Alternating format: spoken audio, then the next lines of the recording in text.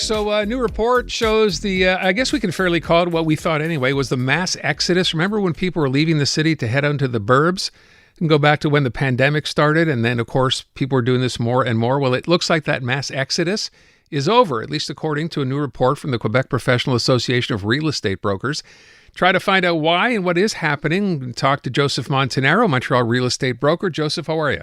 Aaron, how are you? I'm pretty good. Listen, I understand you're always busy, despite, what the market's doing or not.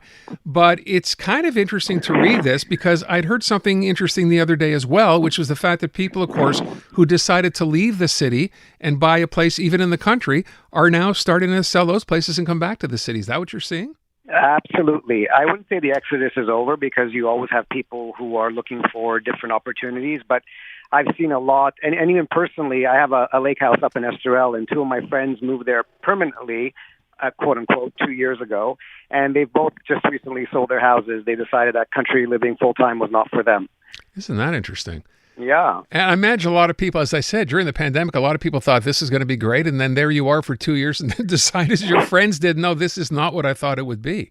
Absolutely, and people thought they would be working from home forever. And right. Although hybrid working still is around, a lot of businesses have called their employees back to the office, and people realize that an hour and a half commute is not quality of life. Yeah, that's on a good day. So let me ask you then, with respect to that, if that's what you're starting to see happen, does that mean there are opportunities where you can buy a place up there at a better price now than you could have 2 years ago? It's so strange because it depends. There are properties that have come down in price, but good properties, lakefront properties, they're not making more of them. Prices are still high. And even in the suburbs, the interest rates are starting to come down. Just in the last week and a half, I've had 12 accepted offers on various homes. Buyers are coming back to the market, and I think it's going to be a very busy fall. So when you say buyers coming back, we're talking specifically in the Montreal area, buyers coming back? All over the place. There was a little bit of a hold in terms of buyers feeling like, why should I buy now in the last 18 months when rates are still high? Let's wait and see what happens with the rates. We've had 2 rate adjustments on the downside recently, and we're expecting a few more coming up. So all the buyers who were on the sidelines are starting to come back to the market now. Anticipating the interest rate cuts still to come. That's right. And we're told maybe by the end of the year, that's 2 more interest cuts, probably a quarter point. It's funny. We were talking about this with Krista Makos, who's our legal contributor here, suggesting that even if we get those interest rates cut, Joseph, that it doesn't necessarily mean prices are going to come down. In fact, it may mean just the opposite. Absolutely. I mean, if I'm hearing two cuts, potentially 3, so up to 3/4 of a basis point, that on top of the 0.5 that we just had, the more buyers are coming back to the market, and that drives up the pricing again. So I'm reading in this report, by the way, that sales are up. This is in the month of July, up 12%. That seems pretty significant for Montreal for residential transactions. Yes, sales have definitely been up. It's been compared to last July, it's night and day. And are we? Maybe it's not a fair question to ask, but we for so long we were seeing bidding wars on places. Are we at that stage yet? In the last few offers that I've done, I've gotten into 3 bidding wars. It's funny, as brokers, we try to follow the market, but it's never easy to know how to price a house when a market's either going up fast or coming down fast.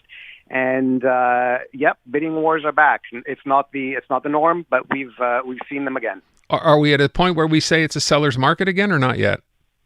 I think it's a much more balanced market than it's been. If sellers have priced their houses right, they will sell quickly and they'll get their price.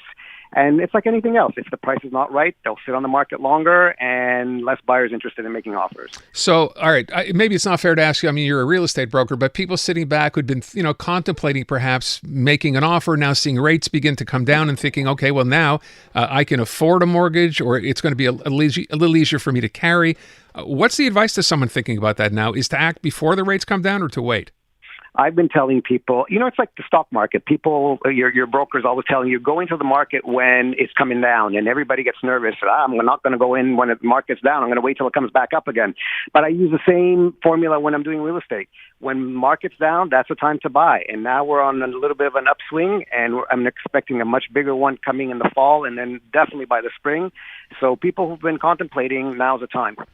Okay, so as I said, 2 rate cuts. We're in August. We get an announcement for the Bank of Canada, I guess, next month, beginning of September. Yep.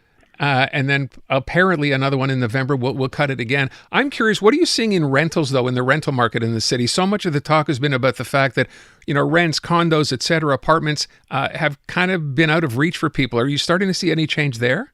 Not really. Rental market is still very high. Very high in terms of it's still going to cost you that much more than you thought it would cost you per month? Yeah, because rents is not something that gets adjusted that quickly. When people are renting, they're renting for a year or 2 years.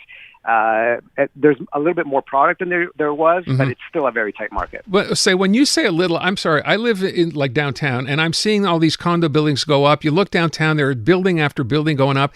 I'm at the point where I'm thinking there must be oversupply. Is that not the case?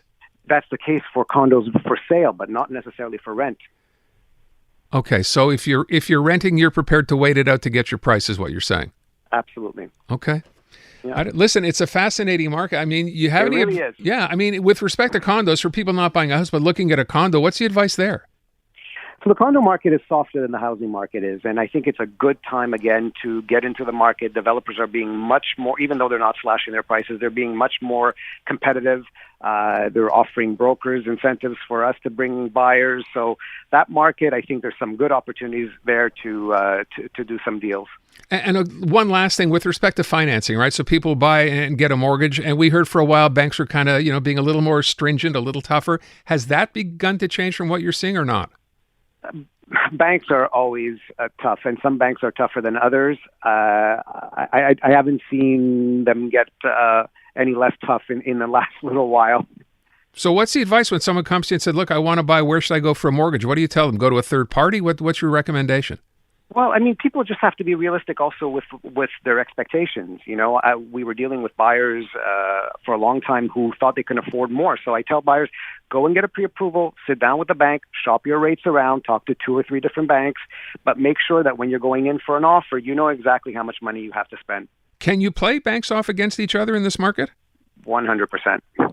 So don't take that first offer, do the homework, spend the time, and get a better rate. That's right. Okay. Joseph, I appreciate it. Thanks so much for the time. My pleasure. Anytime. You bet. Joseph Montanaro, Montreal real estate agent. So there's what you're beginning to see. But interesting, isn't it, when you think about that? People who decided to get out of the city, pandemic related, and move into the country. And he said he knows 2 people just where he is who said, you know what, I've been up here for a year or a year and a half. Yeah, country living, not for me. I know some people can do that kind of stuff. I could never do that. I could never spend a day and a half, an hour and a half or 2 hours commuting 5 days a week back and forth. And as I said, and I wasn't being facetious, that's on a good day. We had friends who came back from up north on the weekend. Took 4 hours to get home from Tremblant. What? Yeah. So good luck. If you're not in, I guess the deal is if you're not in a rush, if that's not your lifestyle and you're back and forth, maybe that's still good. But the interesting part of that is beyond the people selling is the fact that you'd think with people selling out in the burbs or out in the country, wanting to move back to the city, as I asked, Joseph, you'd think those prices might start to come down. They want to get out. They want to move back. He says they're not. But then again, maybe he's just talking as a real estate agent.